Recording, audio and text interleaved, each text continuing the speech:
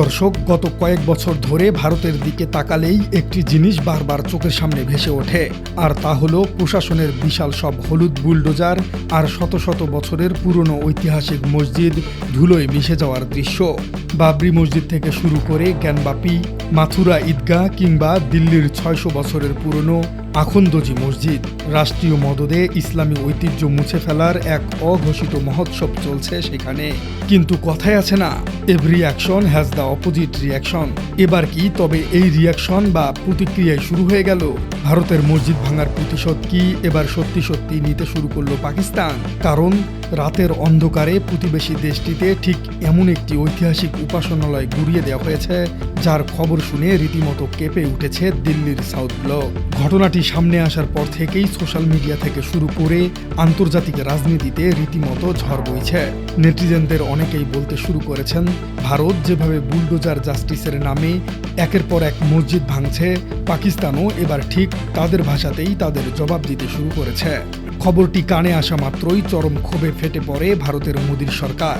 ভারতের বিদেশ মন্ত্রণালয় অত্যন্ত তড়িঘড়ি করে একটি কড়া বিবৃতি দেয়। তারা এই ঘটনাকে সুপরিকল্পিত ধ্বংসলীলা বলে আখ্যা দিয়ে পাকিস্তানের কাছে কঠোর জবাব চেয়েছে। একটু দাঁড়ান দর্শক, সত্যি কি এটি ভারতের মসজিদ ভাঙার কোনো প্রতিশোধ ছিল? পাকিস্তান কি সত্যি রাষ্ট্রীয়ভাবে ভারতের এই নীতির পাল্টা জবাব দিচ্ছে? গল্পের একটু গভীরে গেলেই বেরিয়ে আসে এমন এক সমীকরণ, যা শুনলে আপনি বুঝতে পারবেন উপর থেকে আমরা যা দেখছি রাজনীতির ভেতরের দৃশ্য তার চেয়ে কতটা আলাদা। এবার চলুন মূল ঘটনায় প্রবেশ করা যাক। এতক্ষণ যে ঐতিহাসিক উপাসনালয় ভাঙার কথা হচ্ছিল, সেটি আসলে কোনো মন্দির বা সাধারণ স্থাপনা নয়। পাকিস্তানের পাঞ্জাব প্রদেশের ফারুকাবাদে রাতের অন্ধকারে গুড়িয়ে দেয়া হয়েছে ১২৫ বছর বয়সের পুরনো ঐতিহাসিক গুরুদুয়ারা শ্রী গুরু সিং সভা সাহিব। পাকিস্তানের লাহোর থেকে মাত্র ৭০ কিলোমিটার দূরের এই এলাকায় গত ২৪ জুন রাতে এই মর্মান্তিক ধ্বংসযজ্ঞ চালানো হয়। পরদিন সকালে যৌথ শিখ সম্প্রদায়ের মানুষ যখন দেখলেন তাদের পবিত্র তীর্থস্থানটি ধুলোয় মিশে আছে, তখন তারা তীব্র প্রতিবাদে রাস্তায় নেমে আসেন। অর্থাৎ এই উপাসনালয়টা ছিল শিখদের। শিখরা মূলত ভারতেই বসবাস করে, আর ঠিক তখনই বিষয়টি আন্তর্জাতিক গণমাধ্যমের নজরে আসে। গুরুদুয়ারা ভাঙার খবর শুনে অনেকেই এটাকে ভারতের মসজিদ ভাঙার প্রতিশোধ বলে উপসংহার টেনেছেন, কিন্তু বিশ্লেষকদের মতে এই তথ্যটি কেবল ভুলই নয়, বরং এটি একটি বড় ধরনের রাজনৈতিক প্রোপাগান্ডা। কিন্তু কেন? এবার সেই আসল পার্থক্যটা খেয়াল করুন। ভারতে যখন কোনো মসজিদ বা মাদ্রাসা ভাঙা হয়, তখন সেটি কারা ভাঙে? সেখানে ভাঙার কাজটি করে খোদ সরকার, কখনো পৌরসভা, কখনো উন্নয়ন কর্তৃপক্ষ, আবার কখনো আদালতের দোহাই দিয়ে খোদ প্রশাসন বুলডোজার নিয়ে হাজির হন। অর্থাৎ ভারতে এই কাজগুলো করে খোদ রাষ্ট্রযন্ত্রের মানুষেরাই। অন্যদিকে পাকিস্তানে কি ঘটেছে? পাকিস্তানের ফারুকাবাদে এই ১২৫ বছরের পুরনো গুরুদুয়ারাটি কোনো সরকার, প্রশাসন বা মন্ত্রী ভাঙেনি। এটি ভেঙেছে স্থানীয় এবং দুর্নীতিগ্রস্ত ব্যবসায়ীরা। জায়গাটি দখলের উদ্দেশ্যে কোনো রকম আইনি অনুমতি বা নো অবজেকশন সার্টিফিকেট ছাড়াই রাতের অন্ধকারে এই ভূমিদস্যু সম্পূর্ণ ব্যক্তিগত অর্থেই এই বেআইনি কাজটি করেছে। এর সাথে পাকিস্তান সরকারের দূরতম কোনো সম্পর্ক নেই বলেই জানা গেছে।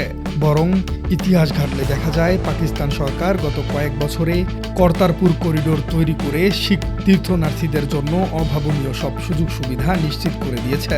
বিষয়টিকে একটি সহজ উদাহরণের মাধ্যমে দেখা যাক। ধরুন আপনি একটি বাড়িতে ভাড়া থাকেন। এখন বাড়ির মালিক যদি নিজেই দলবল নিয়ে এসে আপনার ঘর ভেঙে দেয়, সেটি তো ক্ষমতার সরাসরি অপব্যবহার। আর যদি রাস্তার কোনো সাধারণ চোর বা দখলদার এসে আপনার বাড়ির জানালা ভেঙে জায়গা দখল করতে চেষ্টা করে, তবে সেটি হলো একটি বিচ্ছিন্ন অপরাধ। এর জন্য বাড়ির মালিককে দোষ দেওয়া যায় না। পাকিস্তানে ঠিক এই দ্বিতীয় ঘটনাটি ঘটেছে। একজন লোভী ব্যবসায়ী ব্যক্তিগত স্বার্থে এই কাজটি করেছেন।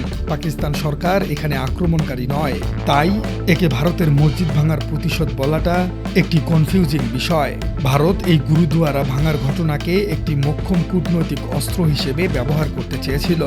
ভারতের বিদেশ মন্ত্রীর মুখপাত্র রণধীর জয়সওয়াল তড়িঘড়ি করেই বিবৃতি দিয়ে বলেছেন, পাকিস্তানে ধর্মীয় সংখ্যালঘু এবং তাদের উপাসনালয়গুলোর উপর আক্রমণের যে ধারা অব্যাহত রয়েছে এটি তারই একটি নগ্ন নির্দেশ।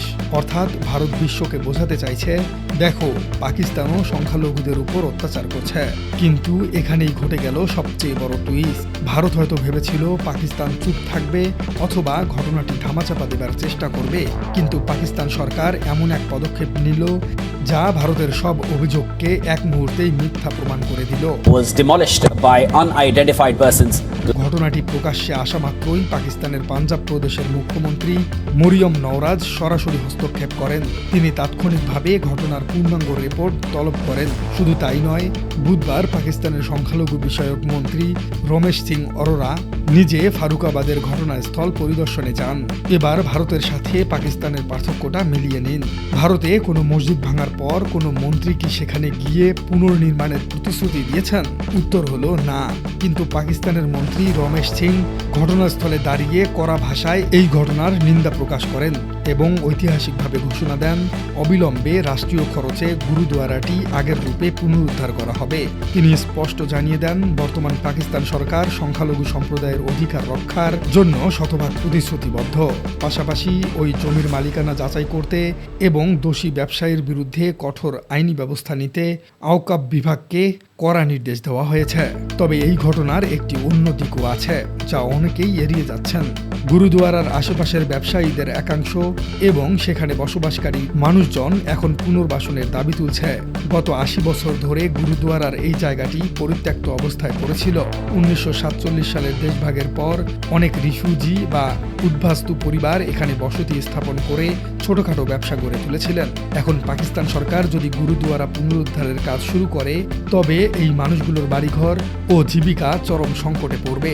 তাই স্থানীয়রা দাবি করছেন, সরকার যেন তাদের উচ্ছেদ করার আগে বিকল্প কোনো ব্যবস্থা গ্রহণ করে। এটি প্রমাণ করে যে জায়গাটি নিয়ে মূলত একটি ভূমি বা সম্পত্তিগত বিরোধ চলছিল, যার সাথে ধর্মীয় বিদ্বেষের কোনো সম্পর্কই নেই। দর্শক, পুরো ঘটনাটি দক্ষিণ এশিয়ার ভূরাজনীতিতে একটি বড় বার্তা দিয়ে গেল। ভারত দীর্ঘদিন ধরে আন্তর্জাতিক মঞ্চে প্রমাণ করার চেষ্টা করছিল যে পাকিস্তানে সংখ্যালঘুরা নিরাপদ নয়। কিন্তু ফারুকাবাদের এই ঘটনার পর পাকিস্তান সরকার যেভাবে তড়িৎ ব্যবস্থা নিয়েছে তা ভারতের সেই কূটনৈতিক চালকে অনেকটাই ভোঁতা করে দিয়েছে। বরং উল্টো এখন আন্তর্জাতিক মানবাধিকার সংস্থাগুলো ভারতের দিকেই প্রশ্ন ছুড়ে দিচ্ছে।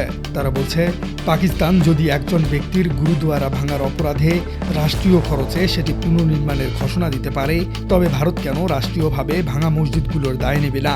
দর্শক, এই ঘটনাটি শুধু পাকিস্তানেই নয়, বাংলাদেশেও নানাভাবে মন্দির ভেঙে দোষ দেওয়া হয় মুসলমান এবং সরকারদের উপরেই। আর বর্তমান সরকার সংখ্যালঘুদের মন্দির এবং উপাসনালয়গুলো ভাঙার ব্যাপারে বর্তমানে প্রচুর ঝুঁকিতে রয়েছে। কারণ ফেসিবাদী সরকার এবং সংখ্যালঘুদেরই একটি কট্টর গোষ্ঠী মিলে নিজেদের উপাসনালয়কেই ট্রাম্প কার্ড হিসেবে ব্যবহার করতে চাইছেন। আর মোদী সরকার তো বাংলাদেশকে এক প্রকার চাপের মধ্যে রাখছে এই সংখ্যালঘু কার্ডকে ব্যবহার করেই।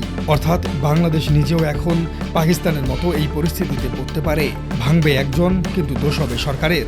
এবার দেখার বিষয় সামনের দিনগুলোতে এই পরিস্থিতি কোন দিকে গড়ায়। পাকিস্তান সরকার যদি সত্যি আগামী কয়েক মাসের মধ্যে গুরুদুয়ারাটি আগের মহিমায় ফিরিয়ে আনতে পারে, তবে সেটি আন্তর্জাতিক কূটনীতিতে ভারতের জন্য একটি বড় চপেটাঘাত হবে। প্রিয় দর্শক, পাকিস্তানের এই ঘটনাটিকে আপনি কিভাবে দেখছেন? পাকিস্তান কি আসলেই ভারতের মতো এতটা নিচু হয়ে হিন্দুদের উপাসনালয় ভাঙবে বলে আপনার মনে হয়? কমেন্টে জানিয়ে দিন আপনার মূল্যবান মতামত। আর আমাদের চ্যানেলে নতুন হয়ে থাকলে চ্যানেলটি সাবস্ক্রাইব করে বেল আইকনটি বাজিয়ে দিন। দেখা হচ্ছে পরবর্তী কোনো ভিডিওতে।